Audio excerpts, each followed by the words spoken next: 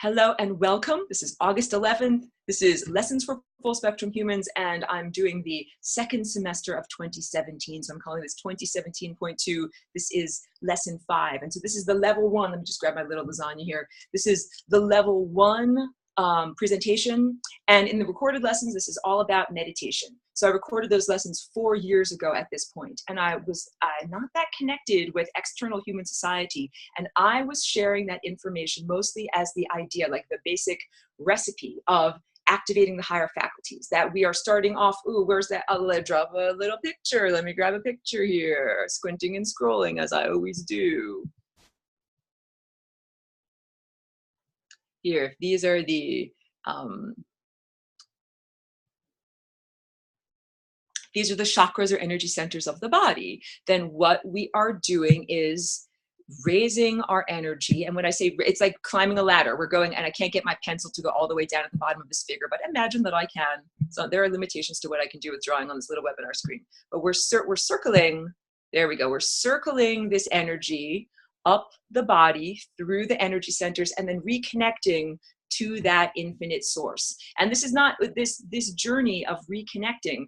We have come from this level of consciousness, and we have descended or coalesced into the physical realm, just like stars coalesce out of a nebula of dust and gases. That's level 2.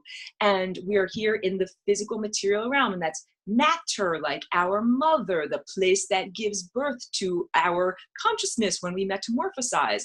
And that's not the end of the journey. Like, just getting here is huge. Just getting born and getting a body is huge. And it's not the end of the journey. That's just the first half. And the second half is this return journey where we are refining our consciousness and going back and reconnecting to that higher level. So when I talk about unconditional love, I'm talking about this level. I should use green instead. Here, wait, rewind, draw that in green instead. So this pen is not, my apologies, the pen is not perfect, I'm trying to make everything perfect. This level of green, that is the level of unconditional love. And that creates this whirling vortex of energy around like this and like this, that are what now I'm changing colors to blue. This blue energy center right there, you can see that it rests in like almost like a little track. It rests in there and it actually spins around in this direction. And then the violet energy center over here has its own movement that stabilizes this whole apparatus. And I haven't spoken enough about the throat chakra, because that's also important, that this communication area is also part of this whole area of the higher faculties. So go back to my face. So the idea is, when I recorded that lesson on meditation, I wanted to give people practical steps for this journey of raising the energy, climbing the ladder, and going all the way up to reconnecting to the source. And the source is higher dimensional, less dense information that is essentially moving at a faster rate. And that will also relate to what I'm talking about in level 2 with the stellar consciousness. Love, energy, unconditional love. Let me make a distinction now. And I know this is a distinction that's been made by many people throughout earthly history and teachers. The difference between romantic love and unconditional love. So the romantic love, that is at the level of orange. That's mammalian love. That is if you want to hug and kiss and squeeze and pet, like mammals like to be touched. This is what we do. This is why we have cats and dogs as our pets, because they like to be touched. Mammals have that sense of romantic attraction or revulsion, and that's all appropriate. There's nothing wrong with that, but that's not what I'm talking about when I'm talking about the level of unconditional love. Because love, let me just go to my piano over here. I don't know if you can hear that. Love is a tone, and I'm just doing an A note, because if we calibrated the piano properly, then that would be the note of love. I don't want to get all into the harmonics right now, but the idea is your non-physical time body makes a tone when you are moving through time at exactly the right rate. So I talked about this in the little Facebook introduction, the hacked human operating system. So if we go back, well, if I go back to that picture, or I can show you here on this yellow, this level of human intellect. And this also coincides with levels of brain development. We've got the brain stem, we've got the mammalian cortex, and then the bumpy cerebral cortex that is on top of that. And that these represent these three levels of reality, you know, like kill or be killed. And then there's actual emotions that make us attracted to something and able to work in community. And then on top of there is the human intellect that mitigates all of these, what is considered like mere survival tendencies. But that level of yellow has been distorted, and humanity did not create it, and humanity is not officially and overtly at this moment in control of it, but we're changing that. So I say this all the time, but not in order to give people a sense of hopelessness, but this level of yellow, that's like a hacked human operating system. And it is the ubiquitous system of this time and place. If you don't download and install the Human Mind OS, then you can't talk to other people and you can't get ideas from other people. You cannot give out data and you cannot ingest data. And that we would describe people like that as having some kind of deficiency, having some kind of mental or cognitive deficiency. Not that there's anything wrong with those people, but they have not participated in this ubiquitous system. So the system is hacked in order to give the occupiers of the interstices, the overlords of consciousness, the beings who originally degraded the human container, the beautiful human container, and the beautiful human genetic expression was degraded. And our original format was purely telepathic. This is why I joke every week about the flapping of my moving mouth parts. I'm like, I'm so exasperated. I have to come here and I have to move my mouth and make air flow over my larynx and emit these sound waves so that you can actually understand what I'm talking about. And also, like, I like to do the webinar so that I can write and draw. I find that a lot more direct. And when I'm writing and drawing, I'm sending telepathic pictures to the people that are able to receive, and that I'm sure people are picking that up. And that's what I'm also doing with my artwork, that I find that to be a much more sophisticated and elegant way of communicating. When I'm painting these paintings, they're not just abstract designs, they're a language and they actually have concepts inside of it. So yes, before the degradation of the human genome and these human containers, all of us were telepathic, and the flapping of the moving mouth parts and actual vibrating of the atmosphere was used only for very special occasions. Like, it would never be like, please pass the ketchup. We would, imagine when people sing at the opera in this time and place, and how when people sing, it lends power and profundity and significance to whatever they are singing. There was a very funny episode of the TV show Buffy the Vampire Slayer where there's a spell cast, a magic spell is cast on the town, and all of a sudden everyone sings every regular day, every mundane statement like they are an opera singer, and with great passion. It was like a silly show, but I'm bringing it up in order to make us understand that level of language, and that when you vibrate the atmosphere, you are literally putting energy into the atmosphere. Thank you so much for that, Charlotte. I thank you for that. Charlotte's saying that I inspire her, and that is absolutely my intention with these broadcasts, with what I say, and with what I paint. But that's the whole idea. Like I say, we are connected, and we're becoming more and more aware of how connected we are, and we're moving into a telepathic society. And so, yeah, I try to send out good quality stuff, just like the food that I make. If I make lasagna, real food for someone, I like to make sure that it's made with the best organic ingredients, and it's everything that's healthy and it's everything that's nourishing. And then I also love when people do that for me, and they create beautiful handcrafted artistic things and send them to me. People have been sending me beautiful things through the mail, like their own art pieces, or chaga mushrooms for making healing chaga tea, or any kind of thing like that. Like, I appreciate that so much. That is literally what love is. So I said before, love is not necessarily the romantic attraction of, oh, I want to hug something, or I want to kiss it, or I want to stroke its fuzzy fur. Love is moving through time at exactly the right rate. And it can also be described as an equal sharing of energy. So you're making love to the cosmos and to the overarching time field, I'll point to any of these images behind me, it's the time field. You're making love to the time field when you are moving at exactly the right rate. And here's the kicker. That hacked human operating system that makes us constantly have mental chatter makes us not move at the right rate through time. We move at the right rate through time by controlling our mind effectively. And our mind has been hacked so that we don't move through time at the right rate. It is our human mind that allows us to think of the past and to anticipate the future. And the animals are beautiful. Animals are very special. Like, I am not condescending to animals in any way. And I had a beautiful cat who was my furry overlord, who taught me a lot not to condescend to her. And I examined her mind, and I learned from her mind, and I connected with her mind. And I came to understand that animals are not working on a lower or less sophisticated level of cognition or processing of information at all. However, their experience of time is different than human experience of time. So humans, you might remember what happened to you when you were in 3rd grade, you know, on the playground in grade school, and maybe it might have been a traumatic thing, like maybe, you know, someone pulled your braids or pushed you down and you skinned your knee, and you remember that. And this is the trick of the human mind, and what the hack that is not healthy, that memory can come back now when you're age 32 or 47. Like, that happened to you a long, long time ago. Why are you thinking about it now? And then there's the opposite, which is the future, something that hasn't happened yet.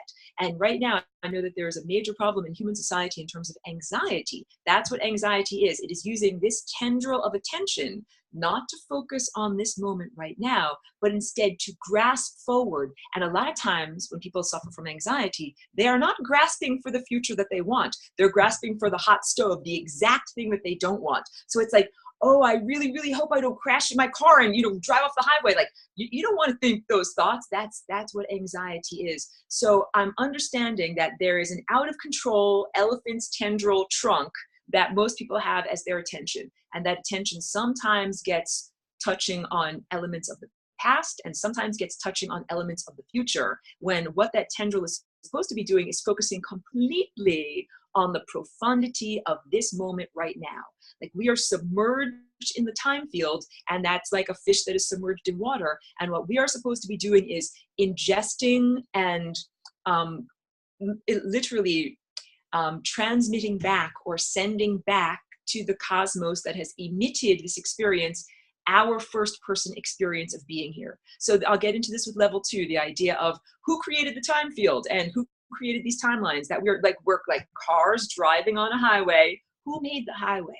And the answer is the stars and the stellar network. And we are divine co-creative partners, creating as we go, and in creative partnership. It's like what I say, that there's a great composer, a cosmic composer that's super complex. Like, imagine the most complex sonic or visual patterns that you can imagine. That's what the time field is. And so we are little tiny cells within that time field, just like we have little tiny cells or red blood cells inside of our body that circulate all around our body. We are like little tiny cells that are circulating all around this larger time field. And when we circulate effectively, that means healthy metabolism for the entire time field. About 10 or 20,000 years ago, when the human genome was corrupted, and it made humanity now use the tendril of attention to touch on the past, to touch on the future. Kind of like, imagine like a uncontrolled arm waving all around, like, or like, imagine if you couldn't control your legs and you're sitting at the dinner table, but you're kicking someone under the table, and like, that's what most human attention is like.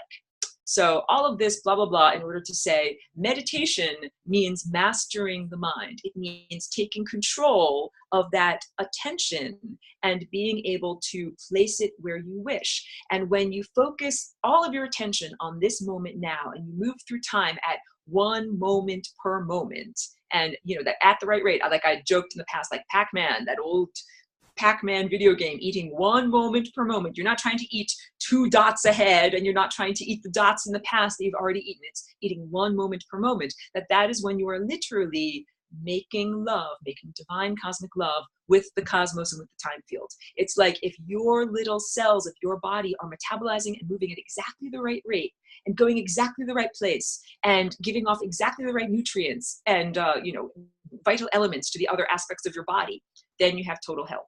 And those little beings are behaviorally loving you. So love is not only, it's not an airy-fairy ideal. It's not just, let me play a piano here. It's not just a tone that you make when you go through time, because when you're going through time, you express various different behaviors. So your behaviors might be something that you say or something that you do.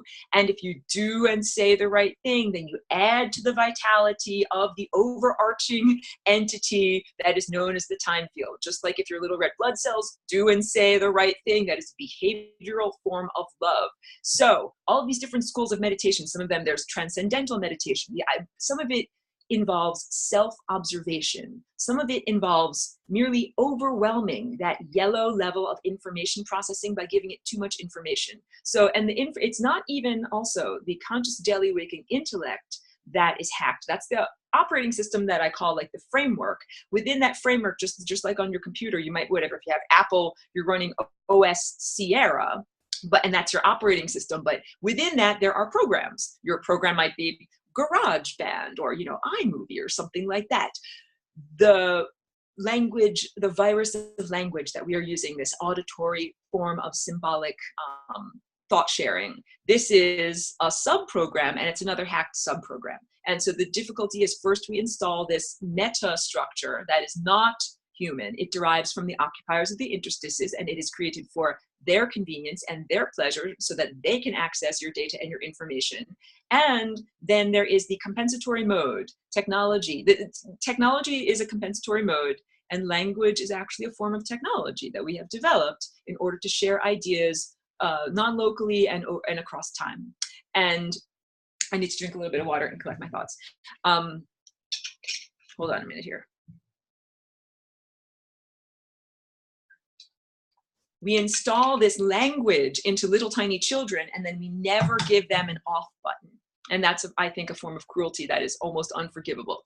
And that's also part of the intentional social structure here. So one form of meditation is to overwhelm that level of mentality and cognition by constantly repeating some inner verbalization. It could be anything like a mantra, or it can be a particular phrase. So that's like, if you have a restless arm that's constantly waving around, like you give it something to grab onto, and then it's got something to hold, and it doesn't wave around so much. But these are different techniques that have been developed. There is observation, where you disassociate or step back from the actual verbalized thoughts. And that's really what this is. Meditation at its best is a form of self-observation, where the experiencer separates out their true mind and their true perception from the hacked operating system and the virus of language. And so part of it might require taking a step back and watching the mind in action. So that's what, when people are in contemplation and they sit quietly and they watch their mind. And then there's analysis, where you must analyze and understand what those thoughts are, and love means allowing them to be. But all of this, like, I want to tell you, this idea of this, I think it is a distorted idea of Zen meditation, because I know in some schools of the Far East, it is the idea that one has to endure and withstand anything. And that is not, I think, the setup of a loving cosmic giant composer. That we were not put here in this situation of extreme duress. That's what we're under. Like, just like we're trying to grow like little baby sea turtles. We're trying to break out of the sand and get across the beach and get to the ocean of consciousness. And there are all of these obstacles and things that try to kill us along the way. I don't think that it's intentional. I think that our journey is made more difficult because of these occupiers of the interstices. So the idea of Zen, and like if you're sitting in meditation, your teacher hits you with a bamboo pole and you're not supposed to flinch or anything like that, I don't think, that's not my value system. Like, I don't think that we are here in order to just endure extreme suffering and to find compensatory modes, like a way to meditate our way through it. I don't think that's what it is all about. So that's this, I'm trying to make all the distinctions and clarity that I possibly can on the topic of meditation, that it is not merely a way to be endlessly victimized, but just not care. It's like I'm being hurt. I don't care. I don't care. I don't care. I don't care. Like that's not what it's supposed to be about. So the first one phase, one level of development is to observe self and to watch behavior. But you don't just want to watch a lot of spasticity and a lot of flailing around. You want to actually do something about it. So the idea is mastering those errant thoughts, mastering your attention, because when thoughts are living beings, I want to say when thoughts come, I had to then say, thoughts are living beings, but they're not living in an organic multicellular container like we have. We're so lucky we have these bodies. They're thoughts that are disembodied. And they're looking for a fatty idea catcher, your brain, to come inside of and to reside in and to be given energy from and then to be emitted from. That's what it is. I'm emitting thoughts to you. I'm feeding you lasagna. That's what I joke. But these are thoughts. And so my thoughts come from the stellar network.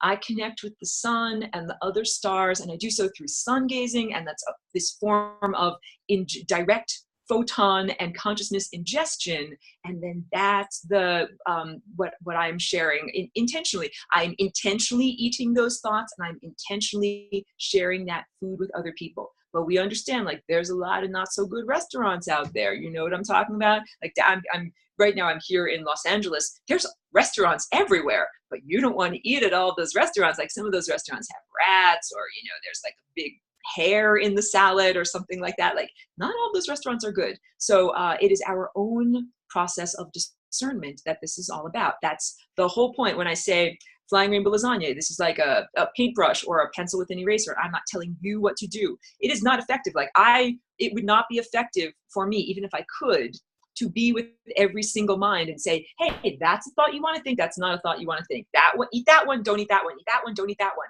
No. So each person has to have their own energetic firewalls and immune system. That's what this is all about. So now let me get into group meditation, because when I recorded that lesson 4 years ago, I was just speaking of, like, from a very naive viewpoint of how to cultivate your own attention, how to cultivate and master your own mind. It's like learning to play your own guitar. Like, you got to practice, you got to do this and that in order to practice. And I didn't understand that a lot of people in this time and place are doing what they're calling group meditation, which is getting together and jamming like musicians. But before you do that, you have to set up energetic firewalls in order to protect yourself. So here's how I describe this. Like, would you just take a tube, like an intravenous tube, and take blood directly from another person and just stick it directly into you, you know, a direct transfusion? I don't think that that is a very good or safe thing to do unless you know that that other person is disease-free and that their blood isn't full of pathogens, and also that their blood is compatible with you, because now we know not everybody has the same blood type, and so that way you need to be careful about who you share blood with. So group meditation without energetic firewalls, this is very similar to just connecting to a mind to another mind without checking to see if that mind has pathogenic energy in it. Pathogenic, this is like, in our body, we have many, many microbes. Some of those microbes are benevolent, it's part of the microbiome, and some of them are pathogenic, meaning they want to kill the entirety. They are not something that we want within us. And our immune system has to be intelligent and has to be discerning and has to be able to determine helpers, benevolent friends, and symbiotes from pathogens. So let's say a person's going to get together with a group of 20 people and do a group meditation. If you do that without energetic firewalls, you're connecting like a blood supply to all of those other beings. And so I was saying in the Facebook introductory video, we need to figure out good energetic hygiene and also appropriate conduct, or let's say ethics. You know, like, I don't just barge into somebody's house. I call and I knock at the door. Hi, Aurora's here. Can I come in? It's not right to just barge into somebody's mind. And even if you had an invitation to come and visit someone's house on Friday, it's not right if you think like, oh, I had an invitation on Friday, so I can come on Saturday and Sunday and Monday, and I can live there and I can eat all your food in your fridge. Like, that's not cool. You have an invitation for a specific time, not for, you know, all eternity. It's a limited invitation. So we need to figure out the appropriate behaviors, because I say all the time, you're not swimming around in your own private kiddie pool. We're connected on this ocean of consciousness. If we are connected on an ocean of consciousness, how do we connect ethically? How do we connect in an effective way? How do we connect in a loving way? And love can also mean, so I'm talking about, it's moving through time at exactly the right rate. It's an equal giving and sharing. So the time field is giving us a certain amount of energy, let's say 1 unit per moment. And if we ingest that unit of energy and then send it back at 1 unit per moment, we are loving the cosmos. And when we do that, we're a direct transmitter back. I'm pointing to the sun out my window over there, a direct transmitter back to the consciousness that emanated us. The sun and the stellar network gave us these moments, and they gave us one moment per moment. And if we broadcast back our real-time experience, then they are getting back one moment per moment. You give me one moment, I give you one moment. You give me, I give you. And it is that back and forth that creates that lovely tone of love. And if we keep it up, then that is the state of love. So that giving back and forth is behavioral, and it is also energetic. So on the anthropomorphic level of humanity, giving back and forth can mean like, I give you $5 and you give me 5 ears of corn. That is a loving exchange, or some kind of, benevolent energetic exchange in that way. And love on a human energetic level can also be, I am given this much consciousness from the stellar network, and then I broadcast back this much consciousness from the stellar network. So the hacked human operating system, that is what has impeded this behavioral and energetic expression of love between ourselves as individuals with the cosmos and in human society. So on the one hand, you've got humans that are wrapped up thinking about the past, or striving for the future, never focused on the moment now. And at the same time, we have humans that are not connecting with each other behaviorally in a loving way. And a lot of that is, this is what I'm stumbling over all the words in order to try to get this across. I wish I could just send you a mental picture. The idea of how that change and distortion in the level of mind it's like a fuzzy signal. It has made the signal of humanity sending back our experience to the stellar network more fuzzy. And look, the stellar network is incredibly loving and benevolent. These are like the inceptors and creators, or the artists that made us, the beings that made this whole beautiful thing. And really good creators care about their creation. So it's not like, it's just like, oh yeah, I make that thing and then I put it on a planet and let it, phase out, do crazy things. No, actually the sun and the stellar network cares about us profoundly, because we are connected to it. That's level 2 stuff, but I'll get to it a little bit here. Like, we are intimately connected with the sun and the stars. So we are cared for on a profound level. And when we are fuzzy in our transmissions back about what we're experiencing, or even in a dead spot, sometimes humans are so wrapped up in the hacked human operating system and that level of cognition and constant talking and constant chatter, that they don't have the opportunity ever to connect with pure insight and the higher structured, non-verbal consciousness of the stellar network. And when that happens, it's like a dead spot for the cell phone. Like, I can't hear you. Like, you're trying to connect with the sun and I can't hear you. So group meditation. When people do group meditation, a lot of what I'm noticing is that it's like putting your energy into an energetic slush fund. So the recorded lesson is all about how to raise your energy up to the level of unconditional love and get enough gas in your car to make your car go, and your car gets to connect with the stellar network. However, if you're connecting with a bunch of other people and you're like a battery or an energy center, and you don't have energetic firewalls, and you don't have this ethics, behavioral ethics of how to connect with others telepathically, then it's just like a slush fund. You're like, okay, like, cool, I'm going to contribute $50 to the slush fund, and everybody chips in, and then you've got whatever, $500, and you can choose what you do with $500. But that's like, who chooses? Who is directing this? You are contributing your energy towards a project, and then who is directing the project? And sometimes the project is totally undirected. And when that happens, it's just, it's a free-for-all. It means pathogens get to feed.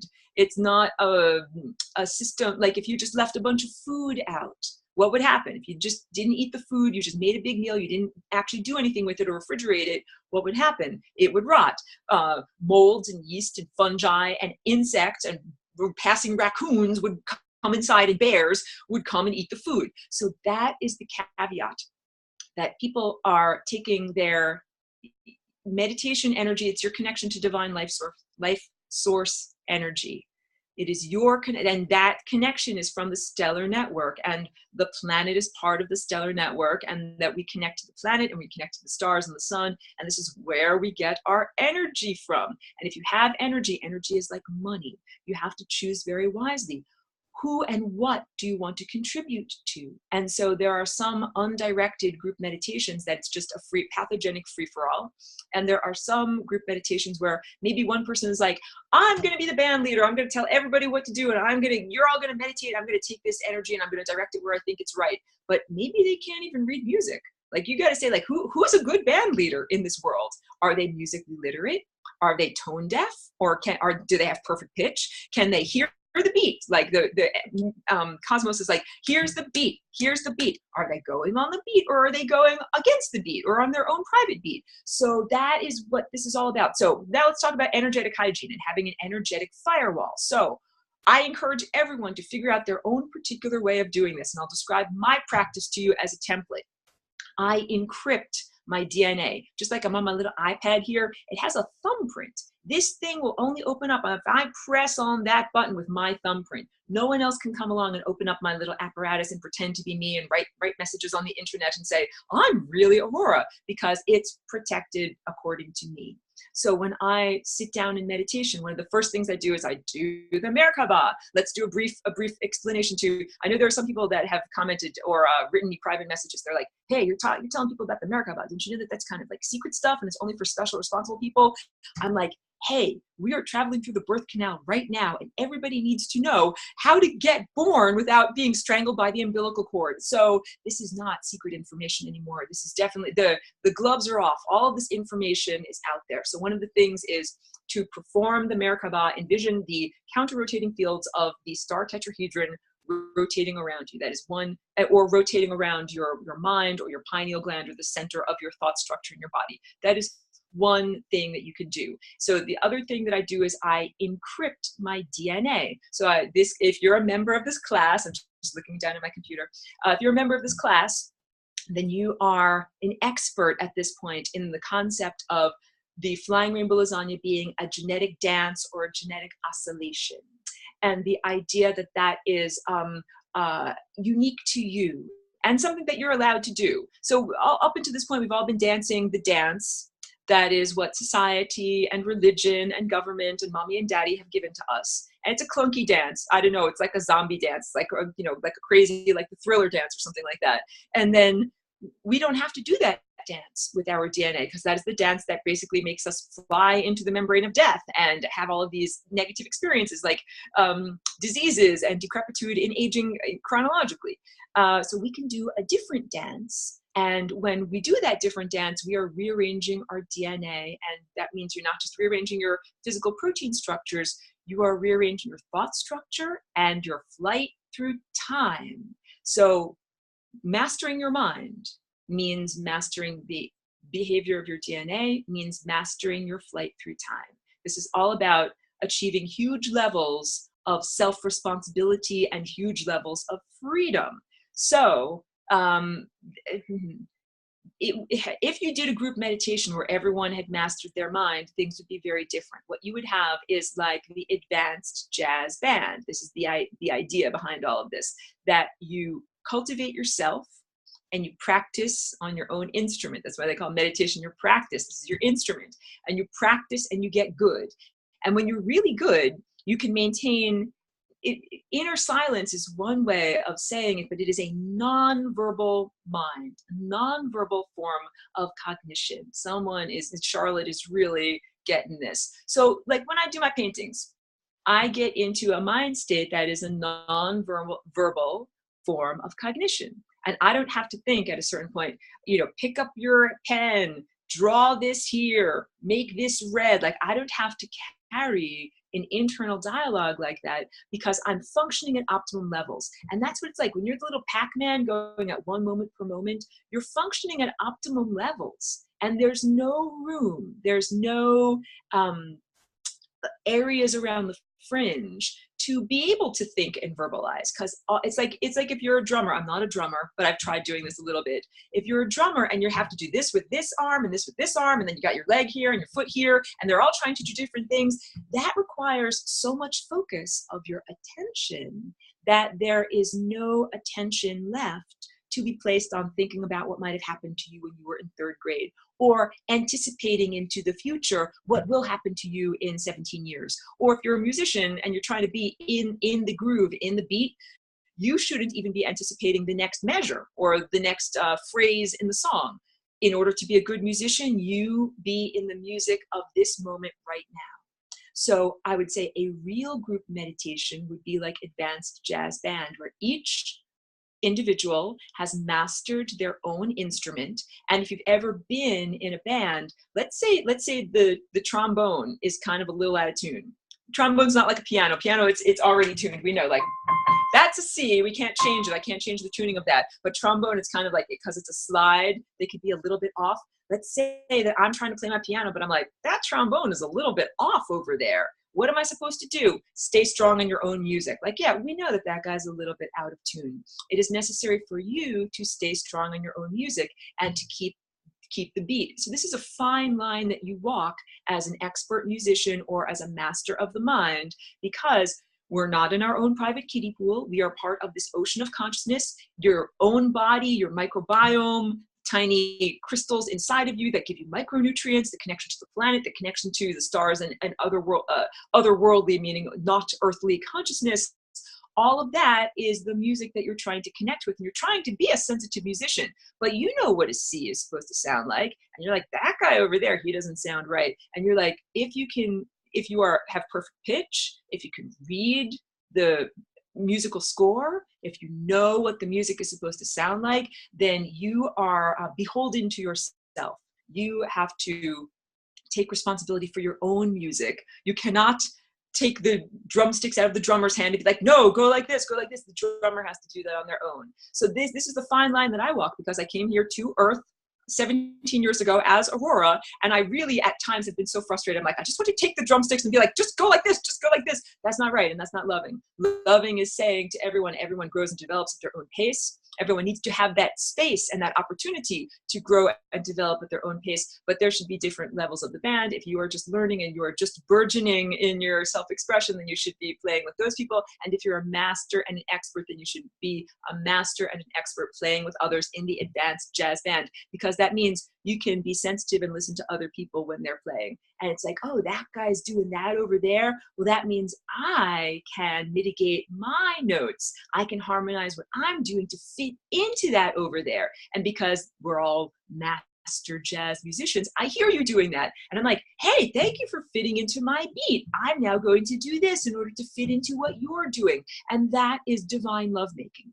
So ideally, any kind of group meditation, or let's call it a meta concert. I got that from that vocabulary word from the writing of Julian May, and I'll give a brief shout out. It's science fiction and it's highly worthwhile. The series is called The Galactic Milieu, and it is all about basically near future humanity on Earth, burgeoning telepathic society. And the meta concert is what happens when everybody gets their minds to telepathically work together. And when they do that in this book, magnificent events occur. So I will just tell you that if we as humanity on Earth were able to do that in real experience, not just in a fictional story, we would have a profound and magnificent experience. If all of us as musicians were able to effectively and harmonically integrate our music. So I say this almost every week on all these recordings. First, you work on your own particular instrument, tuning your own body and mastering your own instrument, and then you find other good musicians to jam with. And so ideally, group meditation would be, you've got your energetic firewall, and you make certain, this is what I do with my daily meditations, I know what I'm sending out. So I put on my awesome music, I'm dancing like a flying rainbow lasagna, I'm sending out wonderful energy, wonderful ideas, and wonderful emissions. And then when I go about my day, I'm ingesting ideas. I'm reading things. I'm talking to people. I'm seeing things. I'm watching videos. And that's all energy coming back to me. And there's also the abstract energy of consciousness from the sun and, the food that I eat and other things like that. And the challenge is having that energetic firewall, because I know what I sent out, and then I want to receive back the effective things that I sent out. But sometimes you receive back things that are distorted. And so then you have to say, no, thank you, because not everybody is a perfect mirror. We are not in this perfect hall of mirrors, perfect system. hacked human operating system. Hello. So because you might be surrounded by people that have hacked human operating system and they haven't mastered their mind yet, what you send out to others and to human society and to the planet might be reflected partially, not at all, or in a distorted fashion. So you got to have the energetic firewall that is like the semi-permeable barrier that only allows in those consciousnesses or aspects of thought or nourishment that matches your frequency, that matches what you sent out, because that's what love is. Love is an equal sharing, what you send out and then what you receive back. So when we emit when we emit in meditation, we are sending out love, and then we know that's what we have emitted, and then it's a question of having that come back to us. So ideally, everybody who would participate in a group meditation would have their own energetic firewall. It's like having your own immune system to make certain that no pathogens will come inside of you. Everybody is working together, and that would be a real metta concert. So this takes a lot of discernment. I read one brief post on Facebook where someone was saying that they felt very drained after some yoga exercises, like doing a group yoga thing and having a sound bath. And they noted that it was because there was no energetic protection that was placed or encouraged in the group, that people were just said, just lie down and open yourself up to all of this. And that's like saying, don't have an immune system. Just, you know, like cut your skin open and don't have an immune system and allow whatever wants to come inside of you. I would never encourage that to anyone. That would not be responsible for me as a teacher. And when people are skeptical, to me, I applaud your skepticism. When people are like, Aurora, like, how do we know you're not an invader of consciousness? Or how do we know that this is not true? Or how do we know blah, blah, blah? I'm like, good, think for yourself. Apply your skepticism. That is very effective. I want you to do that, because I would be very skeptical of anyone that said, oh, no, don't have an immune system. Take everything that I give you, eat it as if it is totally undistorted and purely truthful, and don't have any of your own inner immune system.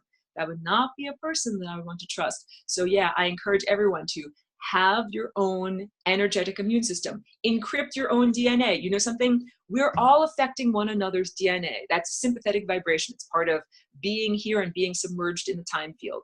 And also, it's not cool for someone to affect your DNA in a negative way or in a way that you do not agree with. So all of this is supposed to be consensual. That's why I invite people to be in the webinars here and to understand this concept and to listen to the flapping of my moving mouth parts, because I know that I'm affecting people and people are affecting me too. This is all supposed to be consensual and an equal giving and sharing. And that's what love really is. So we as a planetary society and as individuals need to master that level of love. And that's not the end of the journey.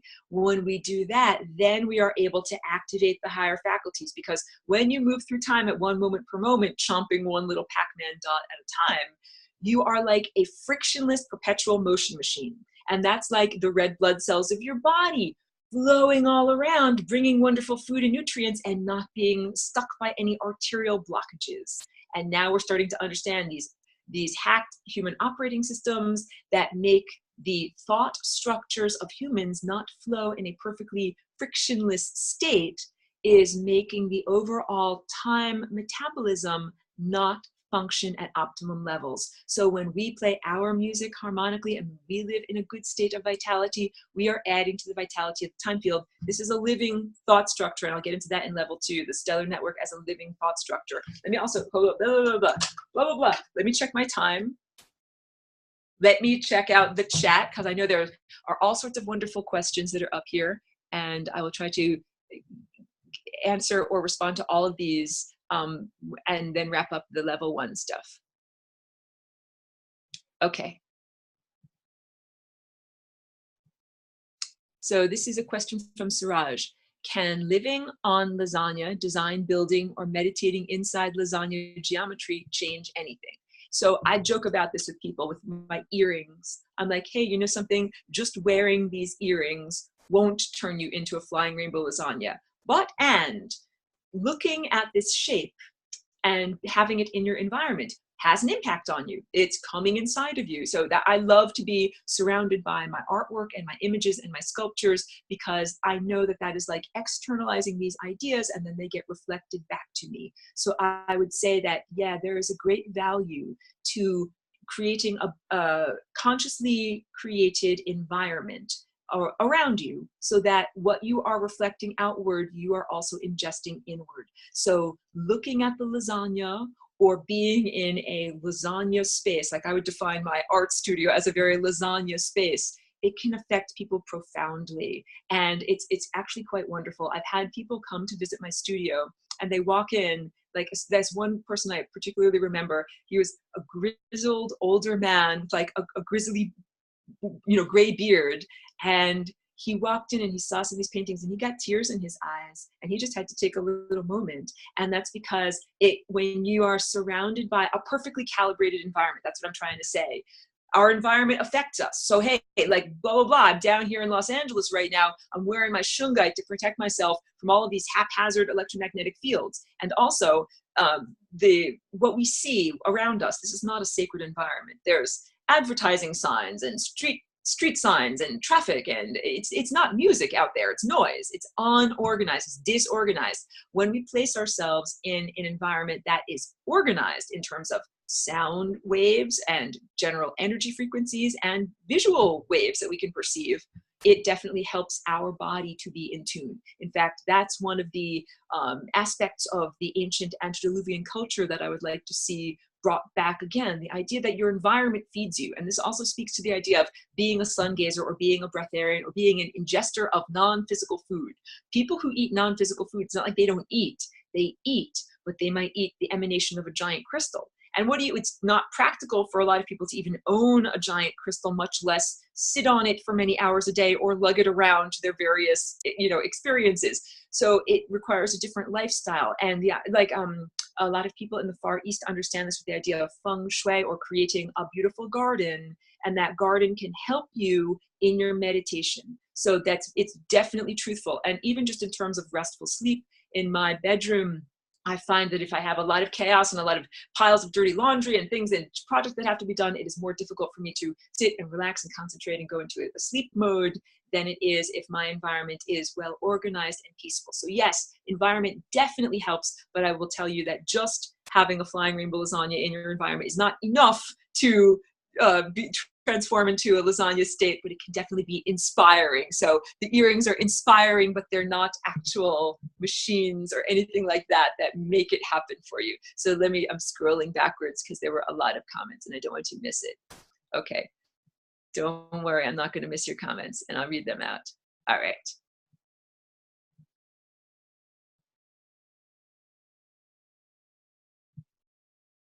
Okay, I'm sorry, I'm reading.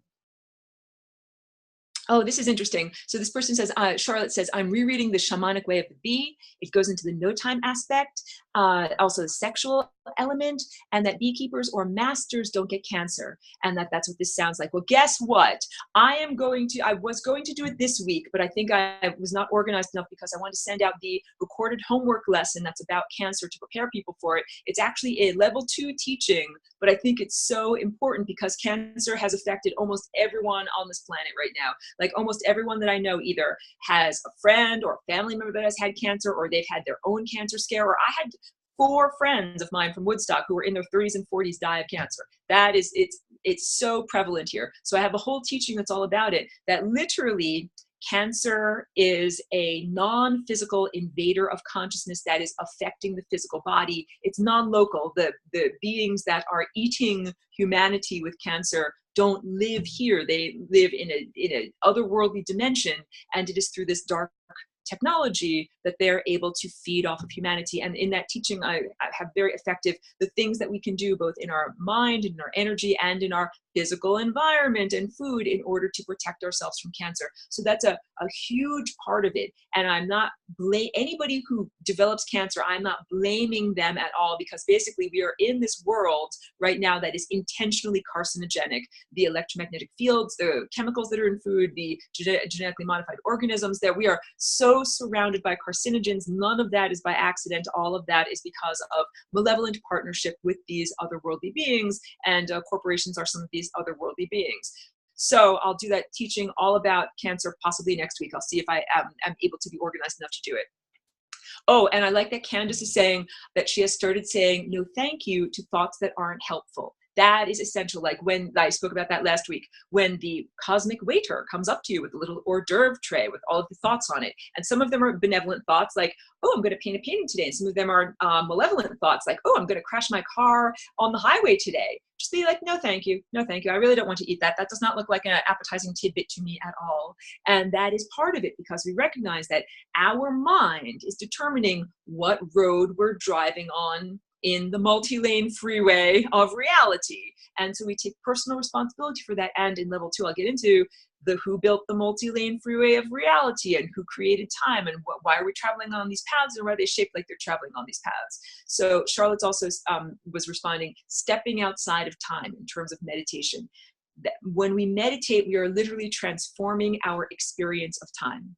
That's what I was trying to say. This hacked human operating system that is installed in early childhood takes us out of the experience of time. It takes us out of the real experience of time, which is when you're in your blissful mind, like when I'm painting my paintings and I'm blissful and I'm thinking about just the colors and the shapes, and my mind is actually moving at a faster rate than can be contained in words. And sometimes I feel that too when I have so many ideas that are non-verbalized ideas and I'm trying to be like, how can I get them all to go to the mouth right now? So yeah, this is a very clunky, very intentionally clunky, intentionally inefficient form of thinking and expressing, and that what we can do in order to transcend these clunky limitations is we cultivate our mind and then we actually move at a faster rate. That the less internal dialogue you have, the less friction you have. Just think of a verbalized thought as a form of friction. Just like in an engine, like a physical gas-powered engine or a motor in this world, the realm of physics, when it emits heat and when it emits sound, it is an inefficient engine. So I joke, I want to say that to people with like those fancy Harley Davidsons and it makes a loud vroom vroom noise when they're driving by. I want to say, your engines are inefficient. I can hear them, because the most efficient engine you could possibly have would be one that is perfectly silent. None of the energy gets translated into sound. So we would like to become perfectly efficient engines, even though we're not machines, but apparatuses that move through time without the need for verbalization. And I tell people, I joke about this, when I have to go on the phone and do the little phone prompt where it says, if you want this, press 1. If you want this, press 2. If you want this, press 3. I'm like, I am out of my bliss. This is horrible. And those things are designed in that way. And human society is designed in that way in order to make us participate in this hacked operating system. So now here's a good question from Chris. Let me go further. Why do you think traditional meditation schools don't recognize that the operating system is hacked too much for people to handle? Like she says Zen, for example. I think that is spot on.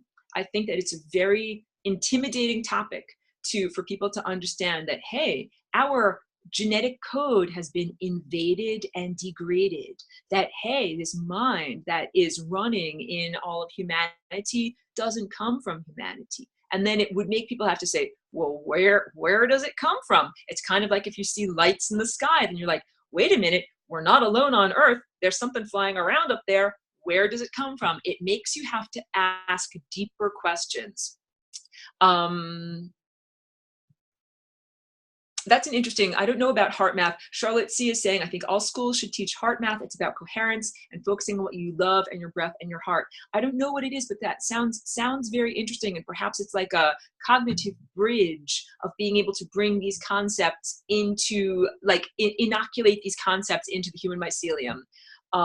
This is a very good point Gaia is making. She says, most astral is made of thoughts. That is exactly what the astral realm is. And that's I'm going to segue soon into level 2.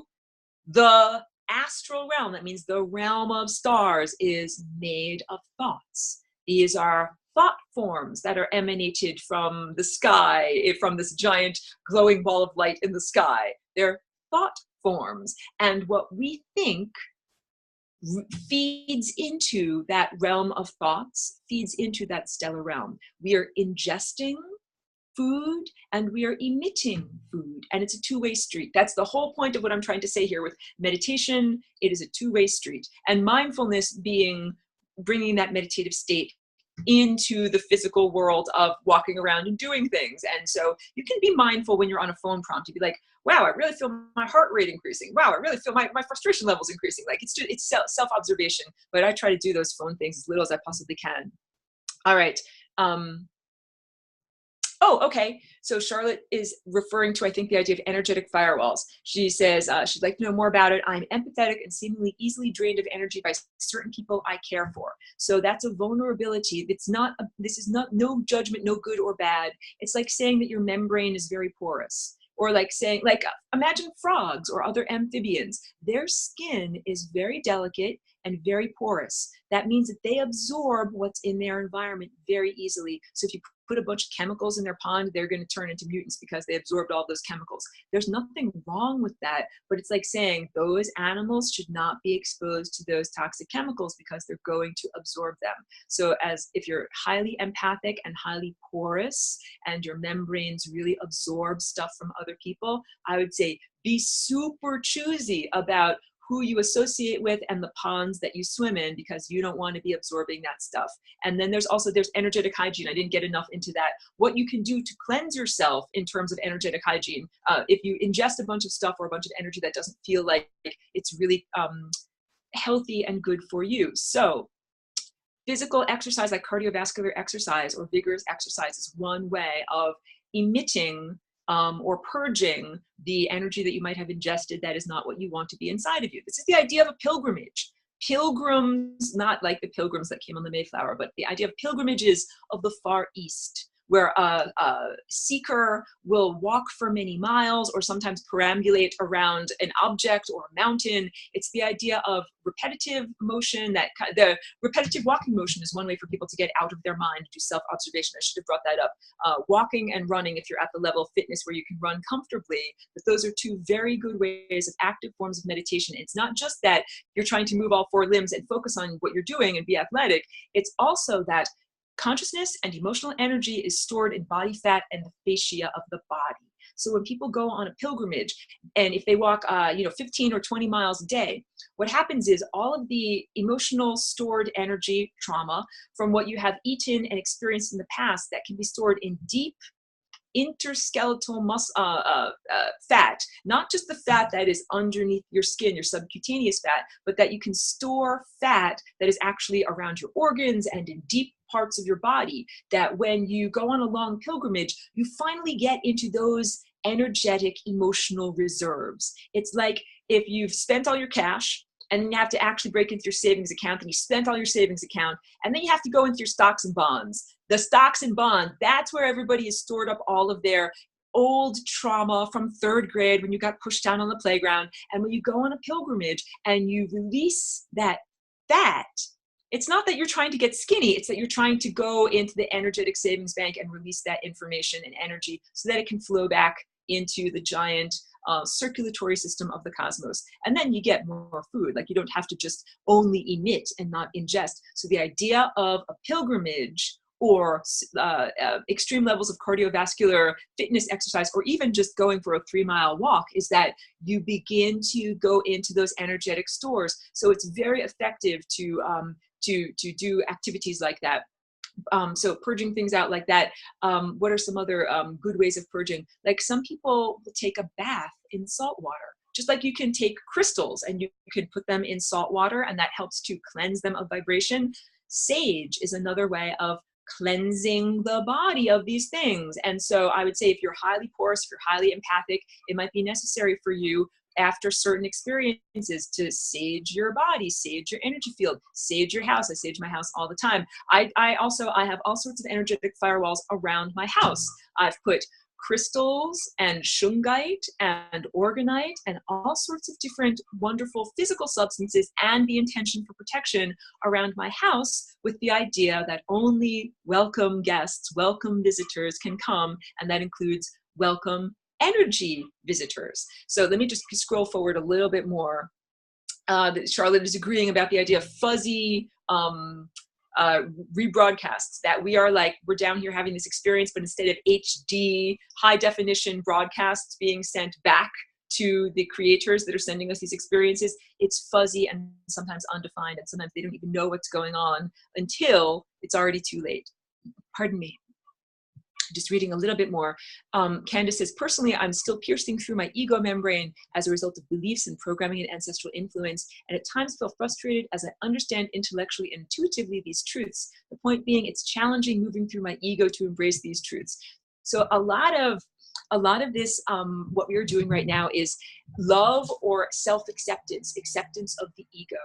There are some of these schools of meditation that I do not promote or espouse, and it's the idea of killing your ego. Like, I don't want you to have to kill your ego. Our egos are actually like our physical bodies. They are essential tools and equipment that help us to move through time and perform the tasks that we want to perform. So I know a lot of people here have ambivalence about having a body. They're like, oh, I have a body, but it needs to shower and poop and do stuff like that. And it's like, I don't consider it a burden at all. I'm like, woohoo, I have a body. I can do stuff. Look, I can like hold a pencil and I can draw and I can sing and I can do stuff. So yeah, I would definitely say to celebrate the idea of having an ego, but just like having a body that is healthy, having a body that is fit, having a body that can walk around and do what you want it to do, and that, you know, feels good when you wake up in the morning. We all should have an ego structure, a narrative sense of self that is similarly healthy, well-formed, feels good and comfortable, and performs its tasks in reality effectively. Let me just scroll forward a little bit more. Oh, thank you, Charlotte, sending out love to everyone who's here. I appreciate that. And love is a very real thing. Like I say this all the time, it is not just an airy-fairy ideal. Love is a real food. And there have been times when I've been profoundly, you know, sick or disarranged with epilepsy. And when people sent me love, I definitely felt it. It definitely had an impact on my emotions, my health, and my capacity to recover. So it absolutely has a huge impact. And when we send love to one another, it's not just words, like it's a real energetic transmission because we are connected telepathically. So that's all part of it. Like if you are sending out negativity or hatred or the intention for someone else to be ill or to crash their car or something like that, that has an impact on them. And similarly, if you know someone who's sick or who is downtrodden and you send them love and the intention that they will have everything that they need, it similarly has an impact on them. And I'll tell you this, guys, it doesn't take any physical money to send out thoughts. Like a lot of people make excuses. I would do blah, blah, blah, but I don't have the money. It doesn't take any amount of physical money to wish somebody well. Like, oh, that guy's starting a new business enterprise, I wish them well. Or that person is, whatever, moving to a new state and starting a new college, whatever. That person's having a baby, that person's doing this or that, I wish them well. It literally does not cost you any amount of money, and doesn't matter what's in your bank account, and it is hugely helpful to the entire time field to wish someone else well. Let me just scroll a little bit more, and then I think I'm going to complete this aspect of the recording. Oh, that's good. I'm very happy to hear Charlotte is saying that I've brought together many threads of research over many decades of life. That is very wonderful. And that's essentially what I'm trying to do with these broadcasts, is to bring together weave together many divergent threads in order to make the music better. Here, I'm trying to do too many things at once. Okay, good. You're going to email me about HeartMath. That is wonderful. Let me just read if there's any more questions. Chris Tarr says, do you think masters of traditional meditation schools realize the operating system is hacked when they get realization, or is it possible they don't even know, even if they're teaching methods to overcome it? Really good question. I don't know how insightful they are about their origin of mind. And the way I learned about mind was by taking my tendril of attention, right, like my telescope, my personal Hubble telescope, and turning it around to myself like a microscope and looking inside. And that is how I learned about all of this stuff. So I would say that a true, like a meditation master, if they were able to do something like that, I think at a certain point they would be like, wait a minute, this mind is not even my own mind. It's not even human. It's not even our real mind. It's an overlay or an implant or a meta program that has been put on top of us, but that it is not part of our natural state. And animals are much more in the state that we would be in if we were natural, if we were not domesticated. So that is the whole point. We as humans are mastering our minds, and we are mastering our tendrils of attention, and we are returning to a wild, undomesticated state. I want you to think of yourself and act like a wild horse that cannot be tamed. You know, like no one is going to tell you what to do with your mind and your energy centers. Let me just scroll through, yeah, Gina Davis is saying, I feel highly affected by concentrating my energies on these emphatic and hard. I understand, you know something? It's like if you're a frog and you are able to have a porous membrane and ingest a lot of sensation from your environment, that's not a bad thing. That could be considered a wonderful strong point. If you're in an environment that's filled with wonderful nutrients, like if it's filled with something that's very loving, then being able to feel and sense that love is a wonderful gift. So I think the goal here as humans and as experiencers is not to become tough. It's not to create like a perfect callus that nothing can get through. I think it's to create an intentional membrane, like the cell membrane that says nutrients come in, waste go out, pathogen don't come in. And that's what we need to do with our ego is a part of this shield, and our skepticism is part of this shield, and our energy and the energetic maneuvers that we create, such as the Merkaba and other visualizations, is part of this shield. Okay, and then that's, I think I got almost everything. If there are any other, let me just check my time. I think I have to complete the level 1 recording. Let me just complete the level 1 recording. Thank you so much to everyone and all of your thoughts and participation. Let me just duck off camera and do this.